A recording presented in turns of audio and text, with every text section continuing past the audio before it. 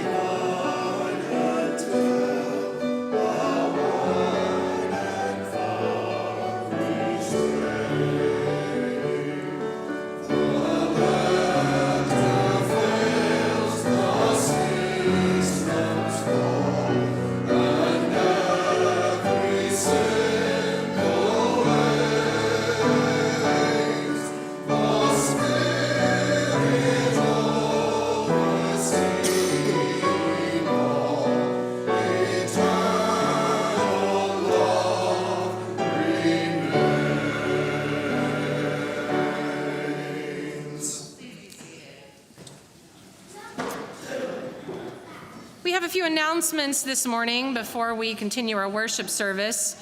This morning we do have childcare and family ministry gatherings for children and youth of all ages from birth through 12th grade. Youth in 6th through 12th grades gather at 11 a.m. in the youth room across the courtyard and to the right, while our younger children join us here for the beginning of service.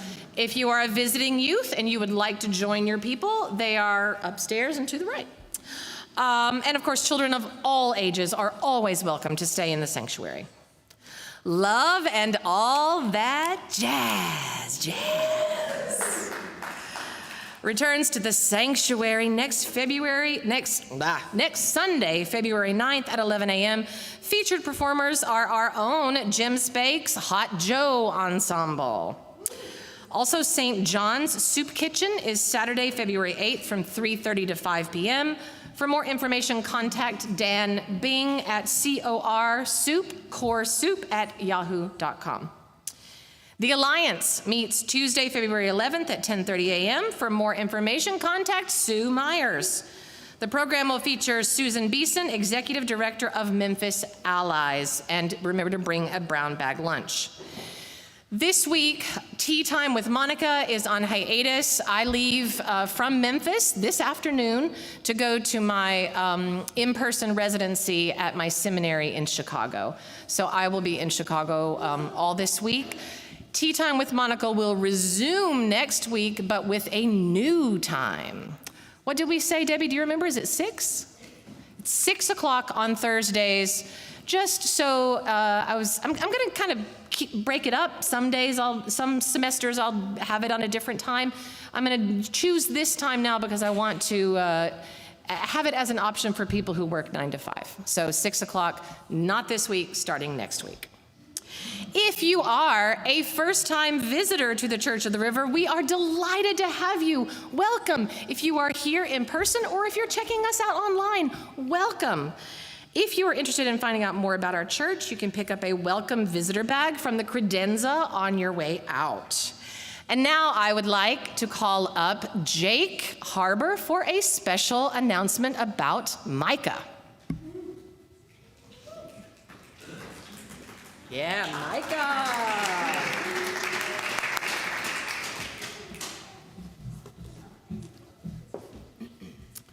Hi, my name's Jake. My pronouns are he, him. Good morning. Over the past few months, many in the pulpit have touched on the fear, anger, and uncertainty that awaits us for the rest of this year. And the Micah Issues Convention is the place to take that fear, anger, and uncertainty and turn it into action on the issues that matter most to all of us.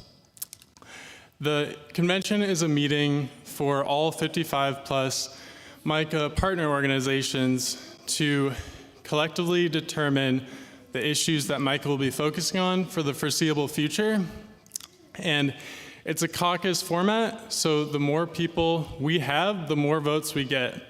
So we need you all to turn out on February 22nd at 3 p.m.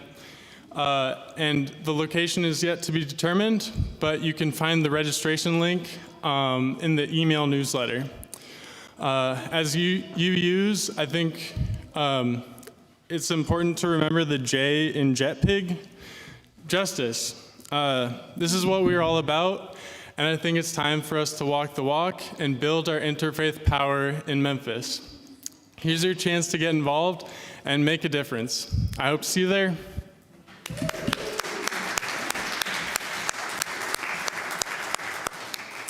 That is exciting news. I hope we all come out big for that event. And I believe those are our announcements. For more details on these and other Church of the Rivers events and activities, you can scan the announcement QR code in your order of service, email info@churchoftheriver.org, subscribe to our weekly mailing list, and follow us on Facebook, Instagram, Blue Sky, TikTok, maybe somewhere else. I think that may be it. With no further announcements, our worship service will now continue.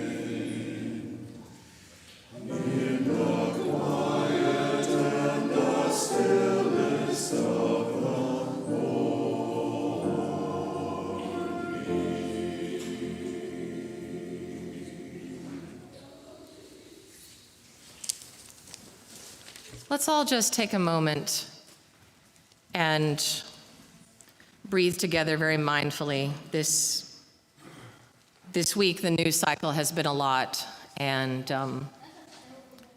there's a lot of fear. There's a lot of hate. But we come here today to celebrate the love. So let's all breathe in the both and of that. Take a big, deep breath.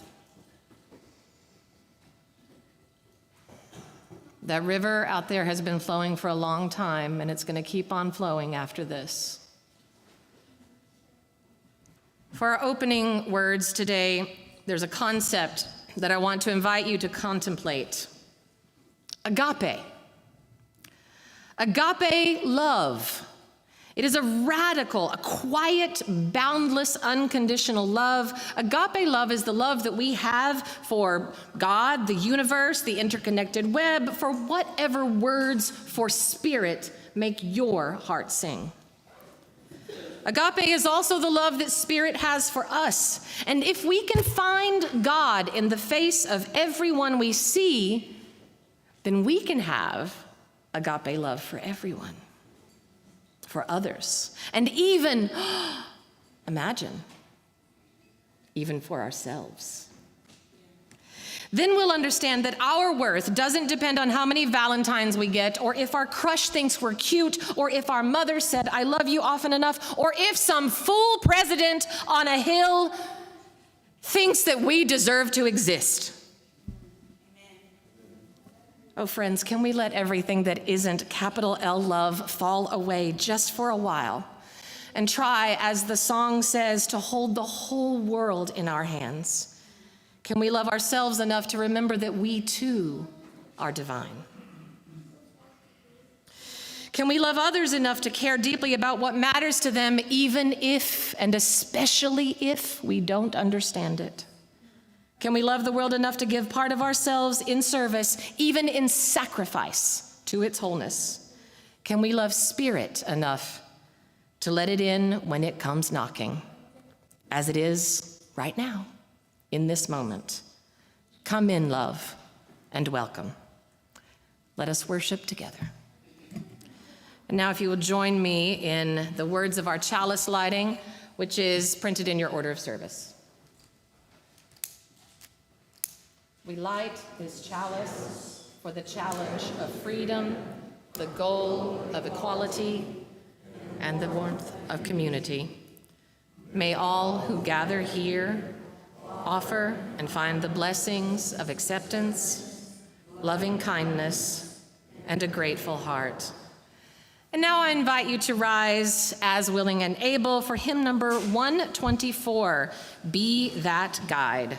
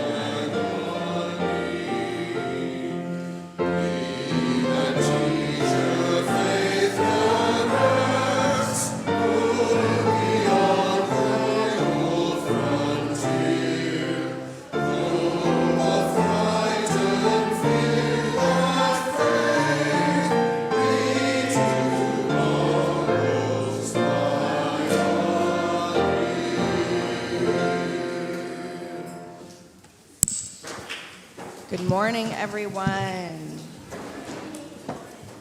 I am Jessica Lakeman, and I use she, her pronouns, and I am thrilled to serve as your acting director of Lifespan Faith Development here at Church of the River. This morning, I have a story for you about blankets. Once upon a time, in a village surrounded by tall mountains, there was a wise elder named Amma. Amma was known for her beautiful blankets, which she wove from threads of every color imaginable. Deep blues like the night sky, bright yellows like the morning sun, and soft greens like the leaves in spring. But there was something even more special about Amma's blankets. When people wrapped themselves in one, they felt warm not just on the outside, but on the inside as well. It was as if the blanket was filled with love and kindness and comfort. One day, a young girl named Mira came to visit Amma. "Amma," she said, "I want to make a blanket like yours, one that makes people feel loved and kindness and comfort. How do you do it?" Amma smiled gently. "Ah, Mira, the secret is not just in the threads, but in the way that you weave them. Let me show you." So as they sat by the loom, Amma explained, each thread stands for a different kind of action. The blue thread is when you are patient with someone who is having a hard day. The yellow thread is when you say a kind word to a friend or a stranger. The green thread is for helping someone without having been asked. And this shiny gold thread that Amma held up, this is for forgiving someone even when it's hard.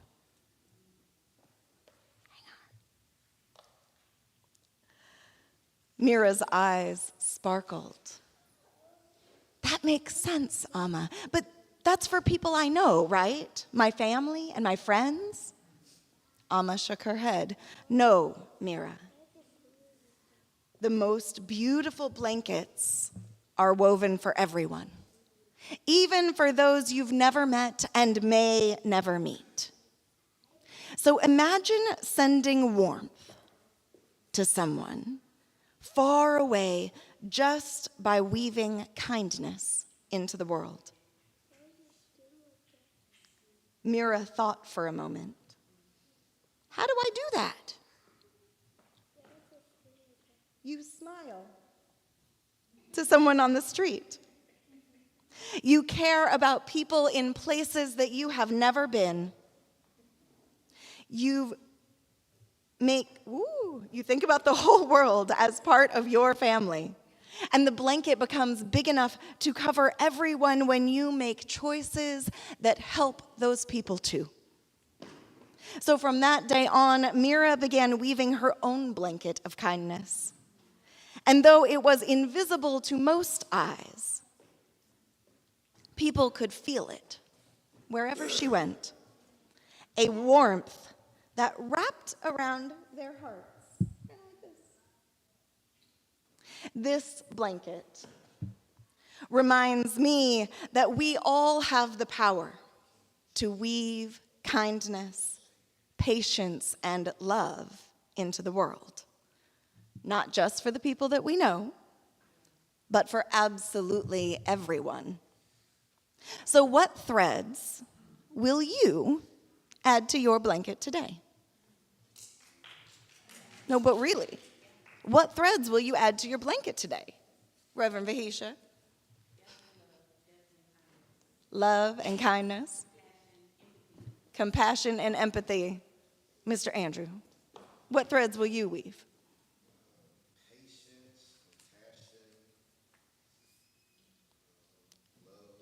Patience, compassion, and love.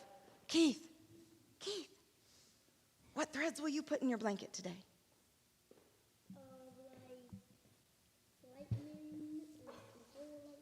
Lightning and the ability to control lightning and speed lightning.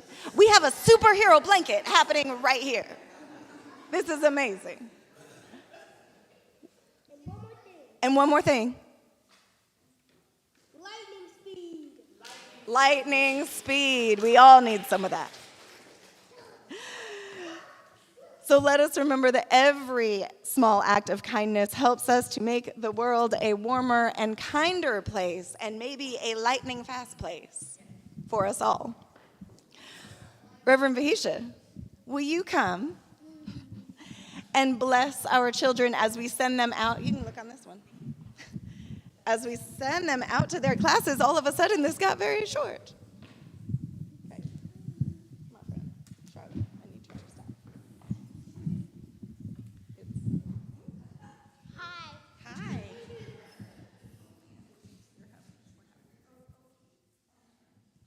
Keith is adding to the liturgy.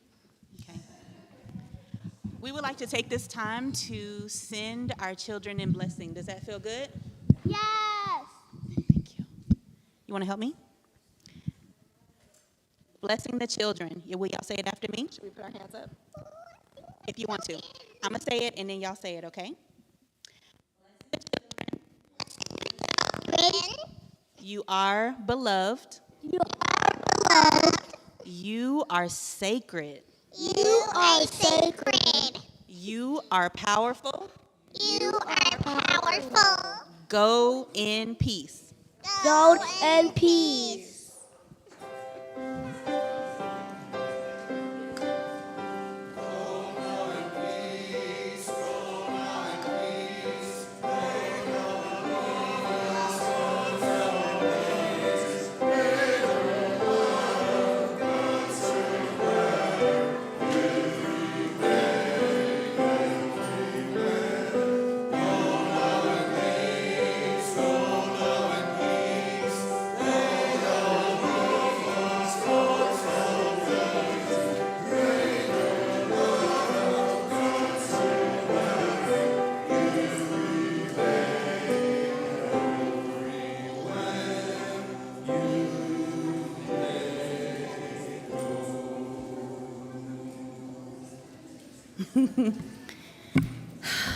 Baby therapy is nothing better than baby therapy.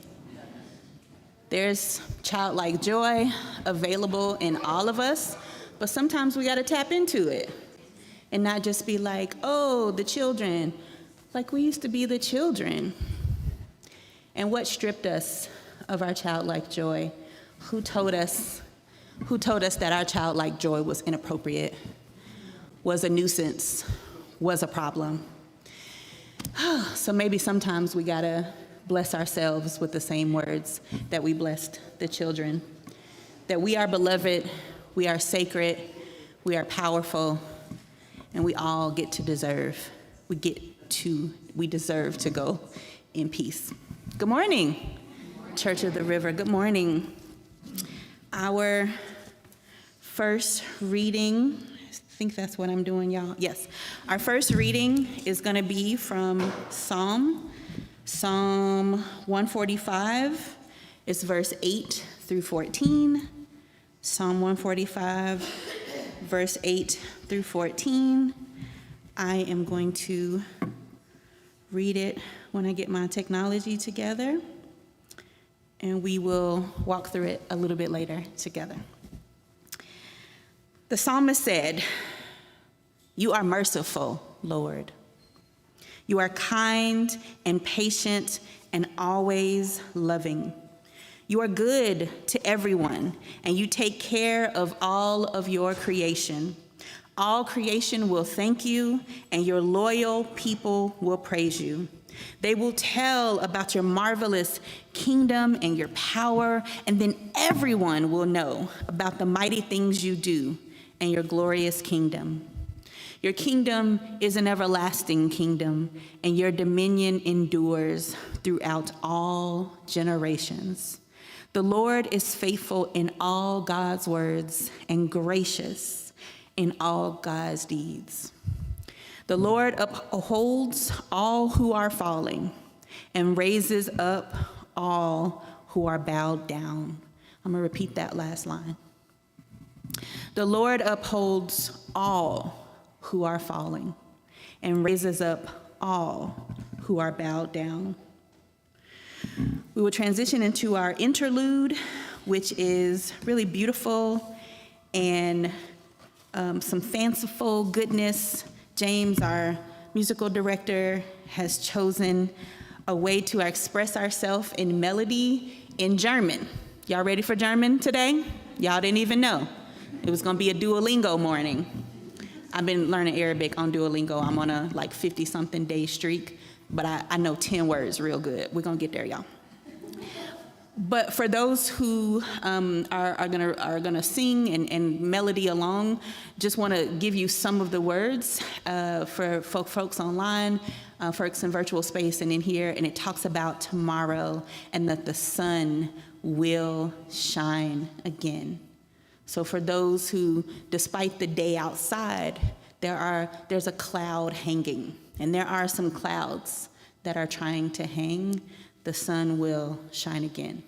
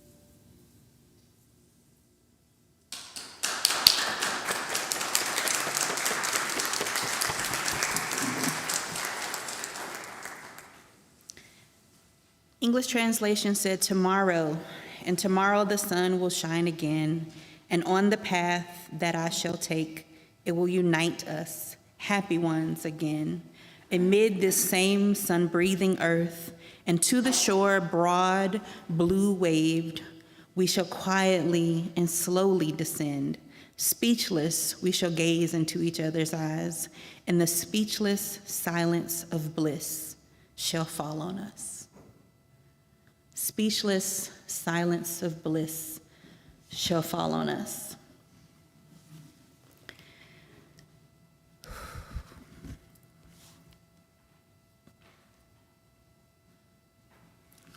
I'm going to hold on to that this week.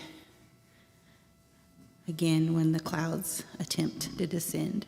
And not clouds. Clouds are not the enemy, y'all, right? So not clouds that bring water to help the nature, but clouds that want to block out light. Our second reading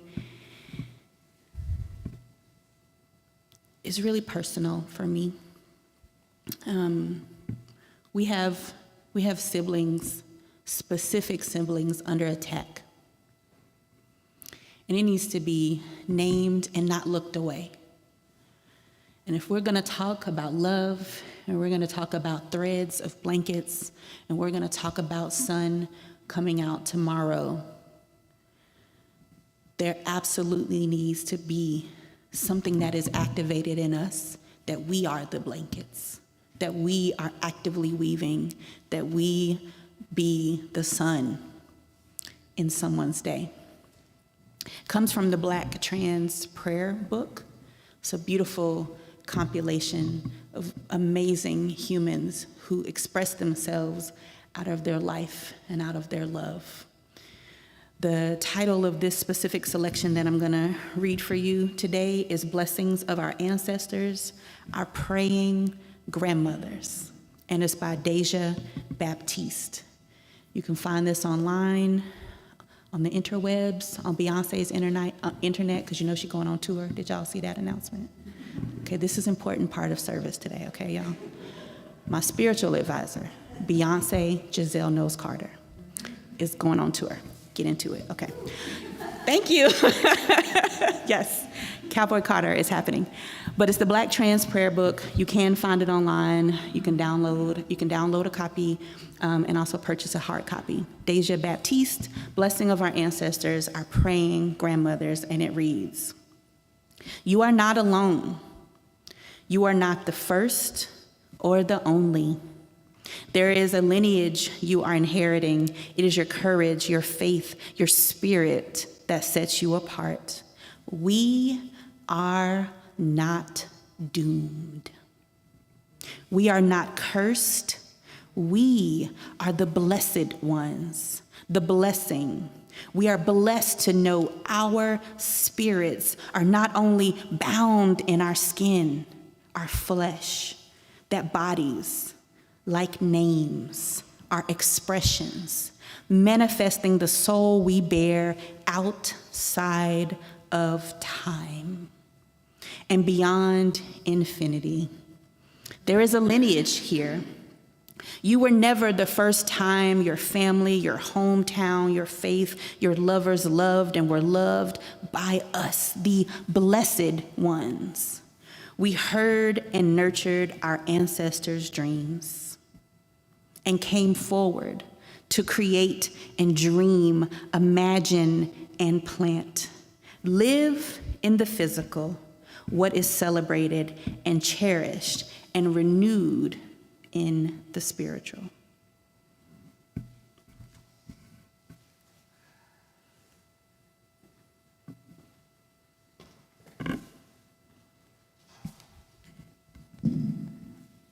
Now, if you'll please join me in the spirit of prayer or contemplation.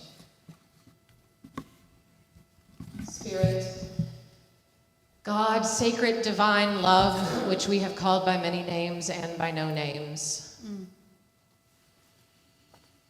be with us now.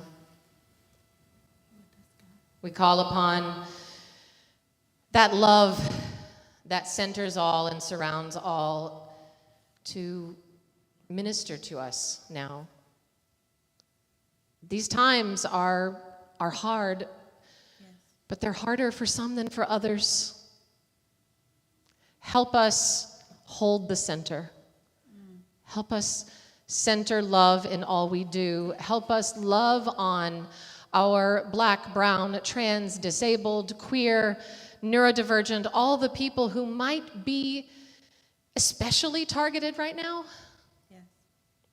We kind of all feel targeted right now, but we need to hold that center as much as we can. And that center that I'm talking about is our faith, is love. Oh, Spirit, minister to us so that we can minister to the world.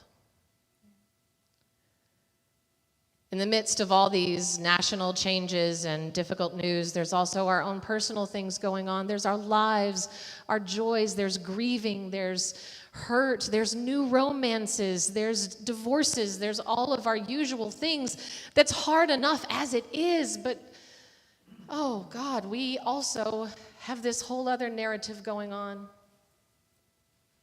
Help us hold the center. Help us be the center. Help us be the blanket for others while we let you be the blanket for us. We ask these things in the names of all of those known and unknown, remembered and forgotten, who have served as true servants of love and liberty. Amen. Amen. And it is now the time when we take an offertory that allows us to exercise that very, very important generosity of spirit that supports this church and its many ministries and all the good that we are doing. We've got so many important things coming up. This church is part of the solution, and this offertory that we ask for is how we make that solution happen. Donations may be made, and this goes for people here in service or people watching us online. You can make donations in a lot of different ways, by scanning the QR code on the sign at the welcome table or on your printed order of service, via text to 901-350-2686, or on the website at churchoftheriver.org. Also, take out your phone, take a picture of yourself and your neighbor. Talk about what you're learning, what you're hearing today, and talk about how much you love being here. That gets the word out about us and supports us just as much as donations do. The gifts of the congregation will now be most gratefully given and received.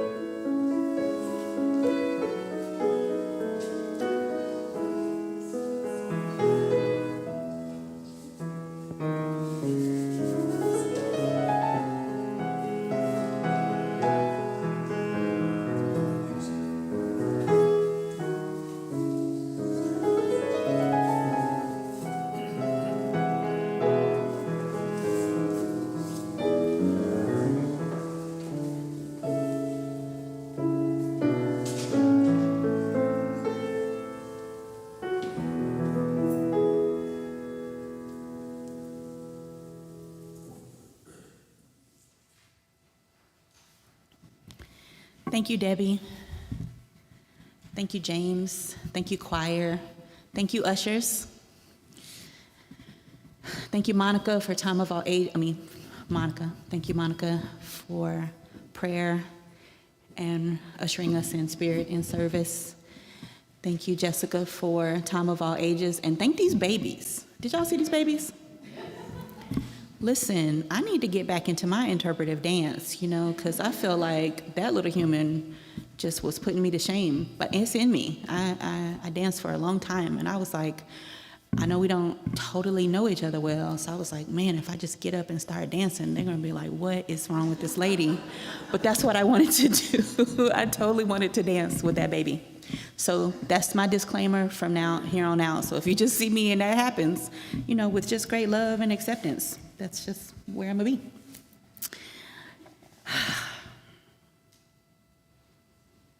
Anyone remember your first friend? Yeah? Your first love, first time you learned how to express love as a child? I met my best friend in Charlotte, North Carolina. That's where I'm from originally. It was Myers Park Traditional Elementary School. That's where I went. It was in kindergarten.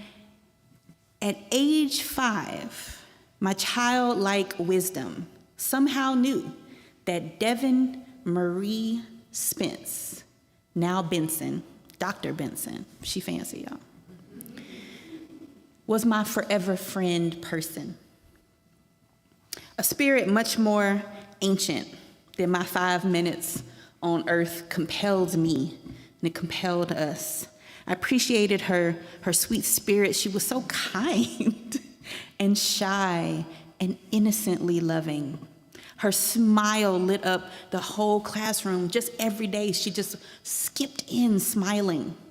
And she was so smart, and she had the cutest hair bows. Oh my gosh, they were so cute. If you ever visit my home, there are pictures of Devin and I as children there. You can see her cute bows, adorable.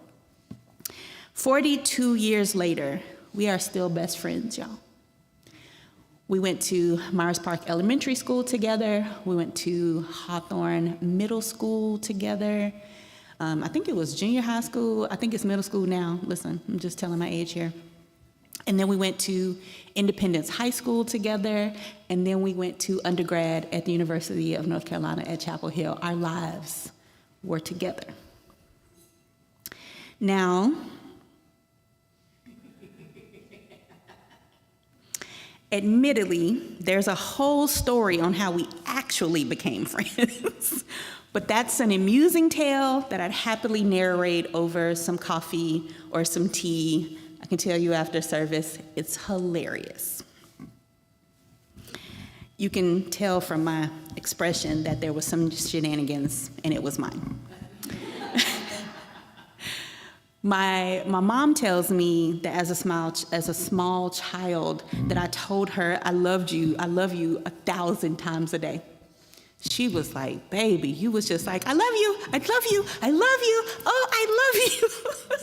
She says once I had any kind of understanding of what the words I love you meant, I was like, oh. So then I had to make sure that she knew that I loved her every hour of every day. What if she forgot? Oh my goodness. I appreciated how she looked at me with such sweetness. I don't totally remember all of the 1,000 times of telling her I love you, but I definitely remember her face. I remember her face. I appreciated how she made sure that I had what I needed.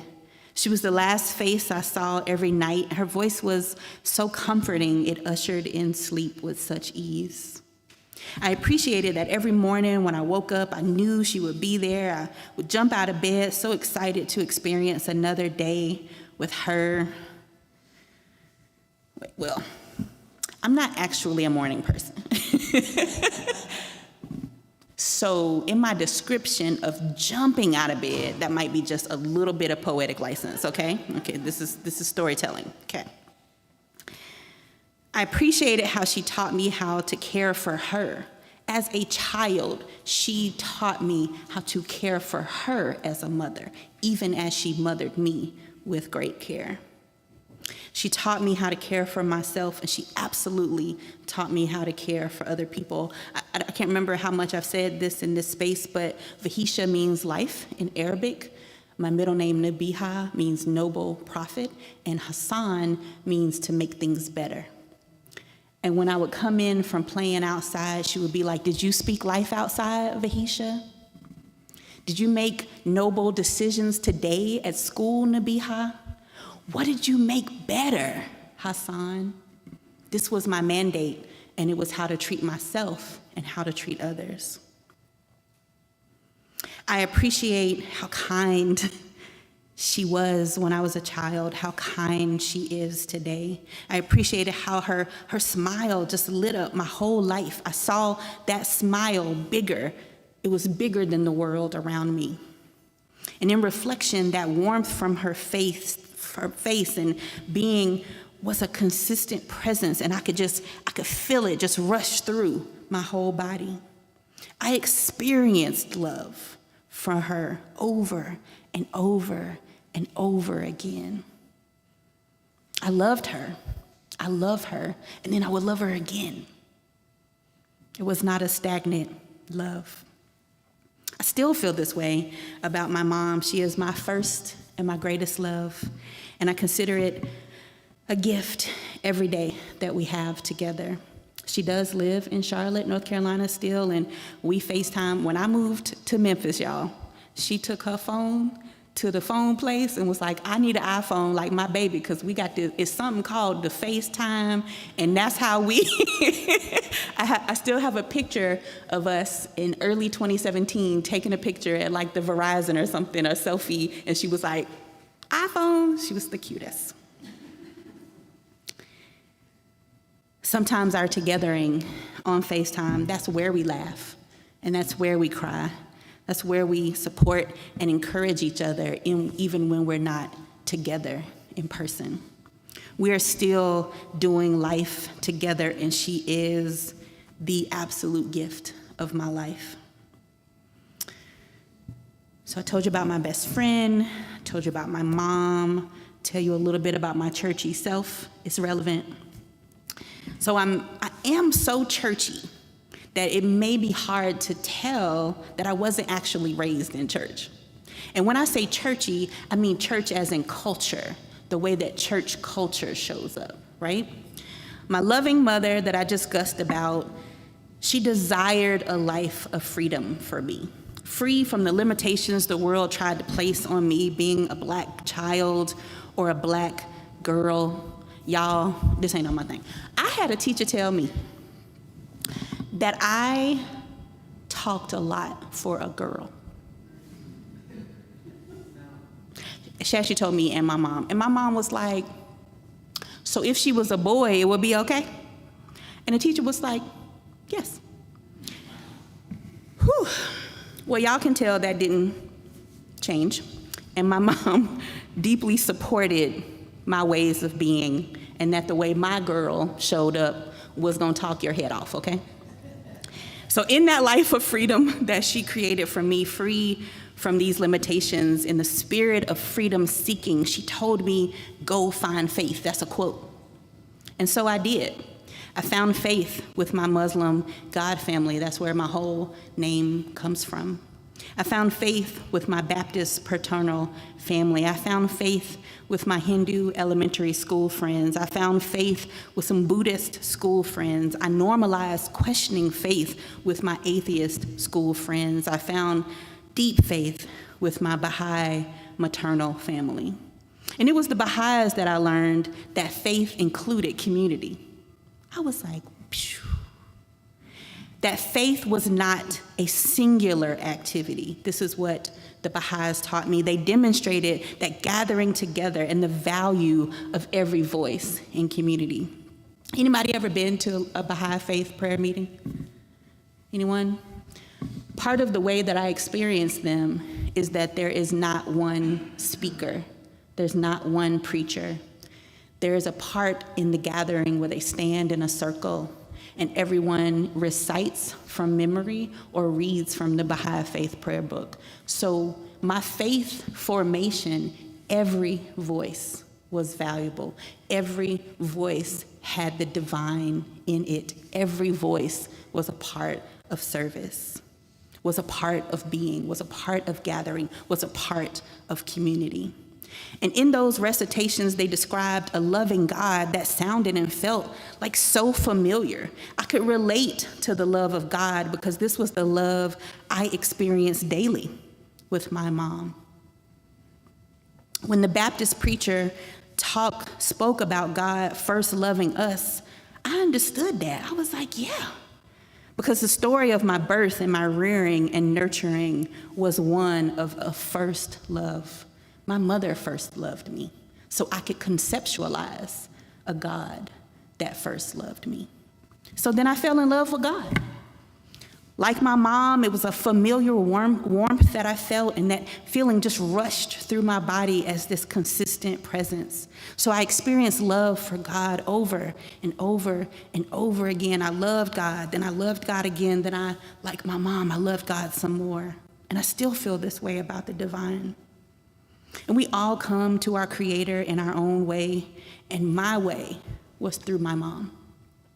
God is love, and I consider it a gift every day to bask in and return to that type of love and that type of appreciation that first chose me. My beloved wife, Ash, demonstrates that familiar love also, and I experience with her an expansiveness of the possibilities of love. Do you ever experience this kind of intimacy with the divine? Do you still appreciate that relationship? It's a relationship.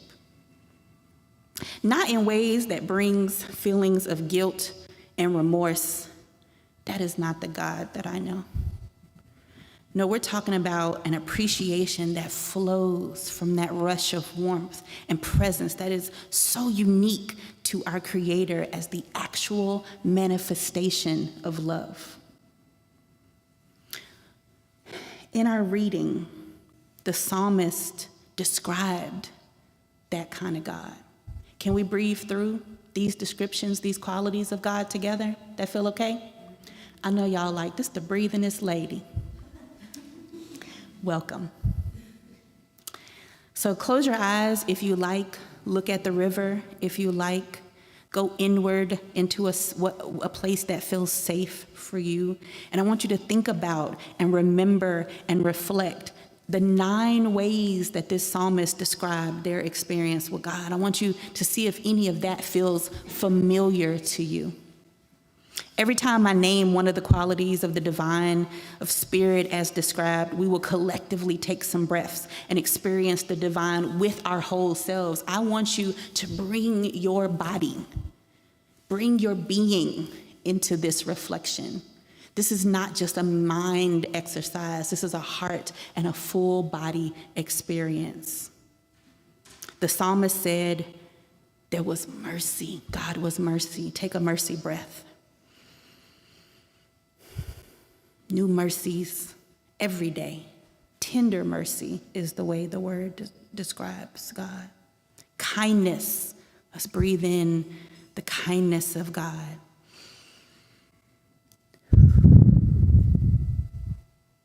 Your loving kindness towards me. Patience.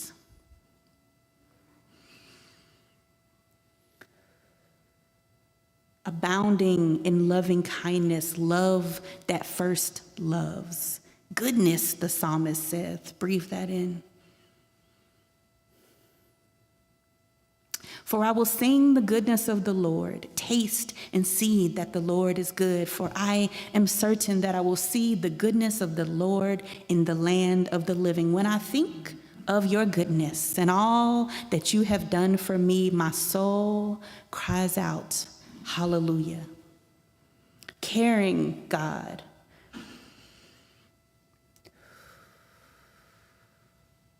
carrying one like the seed in the ground, like the moth in the cocoon.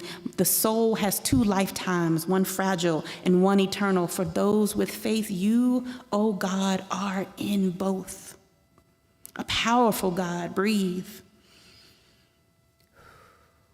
A power that was described as omnipotent, all-powerful, omniscient, all-knowing, omnipresent, just everywhere at the same time, transcendent, supernatural, eternal, unchangeable. Faithful God, breathe.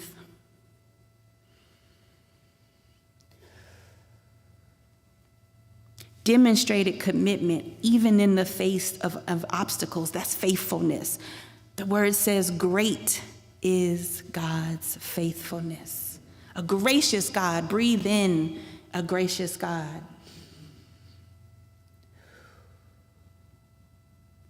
Acts of showing kindness, respect, and generosity, compassionate, like that blanket that was woven, that was described. Gracious as in offering comfort, encouragement, and support. Y'all, that is the God that is available to us. You remember that God? Have relationship with that type of spirit, that type of creator, that type of being, that type of entity that first loves us. This is the God that is available in the world. And I'm gonna tell you what, not nary other human on this earth, regardless of their title, regardless of their position, regardless of the power that they think they wield, is going to be able to convince me that that is not the God that is available to me, that that is not the divine that is available to all of you, and that is not the divine that is in this world. The psalmist says, this is the God available to all those who are falling. Now, in my deconstruction of particularly my Christian faith, I had to think through this fallen situation again, right? Because there was a weaponizing of that language. There was a weaponizing of that concept that people were falling, and that's why we had to dig way down deep, and the Lord had to go down deep to come get them because something was wrong with them. So that's not the falling that I'm speaking of. Verse 14 said, the Lord upholds all who are falling. It's a verb. And raises up all who are bowed down. To uphold means to support and defend. Somewhere along the way, we have allowed the quest for hoarded power and hate to define and color falling for us. Falling is framed as a personal failing. Falling that becomes only your fault, only your personal responsibility, only my fault, only my personal responsibility, in a way that allows one who is bowed down to be considered less than or unredeemable or not valuable. Children are not falling because they are not redeemable. Children are falling because their education and enrichment is no longer a priority, but rather a privatized enterprise. Our children are being commodified. They are valued by their labor or by their captivity. It's either job or prison. And whether it's job or prison, either way, they make the money to fuel the extractive, violent, uncaring machine that is the way that capitalism functions in our society. Youth are falling because they are seen as threats rather than possibilities, under-resourced, and then blamed for being unchaperoned, blamed for seeking ways to eat, blamed for expressing themselves like that little interpretive dance baby, blamed for finding ways to having to leave part of their childhood aside and figure out ways to support their family. They are not experiencing mercy and kindness, patience, love, and goodness. Isn't that the God we just breathed in? Humans with different abilities are not falling because they are being punished or are somehow incomplete. The psalmist says God is good to everyone. Differently able humans are falling because we don't value their presence enough to make space accessible for them. We have flattened their identities and lives by reducing them to vessels that need to be healed or need to be cured. Jade Perry, who teaches me, she lays out how the church has harmed disabled folks with this type of theology and how we can better meet the needs of all people, as Monica even said, by centering the needs of these people. She lifts the voices of the 2005, specifically, disability justice movement led by queer and activists of color that frames, and this is a quote, "understanding that all bodies are unique and essential, that all bodies have strengths and needs that must be met." Now, see the difference? Okay, let me just read the quote before I get excited. Okay. Her quote says, "frames an understanding that all bodies are unique and essential, that all bodies have strengths and needs that must be met. We know that we are powerful not despite the complexities of our bodies, but because of them." She didn't say strengths and weaknesses, strengths and needs. Listen to the difference in that. Do we not all have strengths? Do we not all have needs? How different would it be if we navigated our bodies and the bodies of others that way and not looked at differently abled folks as that, again, the falling that is the type of less than? They are not experiencing mercy, kindness, patience, love, and goodness. Trans folks are not falling because they are not loved by God. The psalmist said, God takes care of all of God's creation. Trans folks are falling because their humanity is being denied. Their divinity is being denied. Trans bodies are human bodies made in the image of God, the Imago Dei.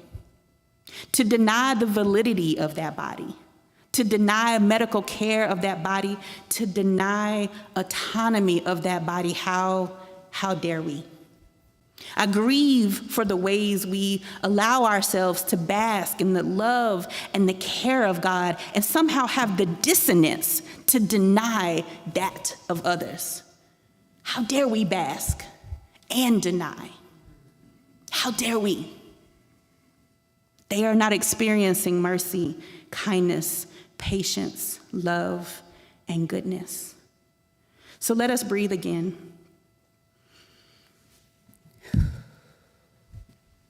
How can we take now what we feel and appreciate, have experienced in an embodied way, our relationship with God, and extend that intimacy? Is intimate, y'all.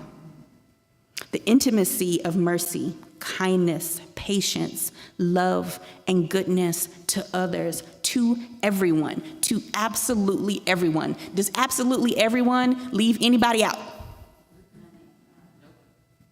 Absolutely everyone. Those we know and love really closely, like my mom and my Devin and my grandmothers and my family. Those we know and love closely and deeply, and those we don't know and have never met and will never meet. Your extensions must go so far beyond you that it reaches absolutely everyone. Like little Vahisha, little me.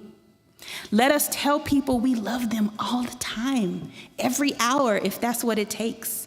And not just through words, but also deeds. Let us demonstrate first love. Let the rush of that warmth of the love of God so fill our bodies and our spirits that it runs out of room. It overflows.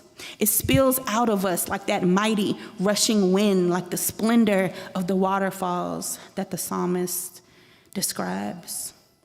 We I, you, children, trans folks, the absolutely everyone's, we need demonstration for proclamation.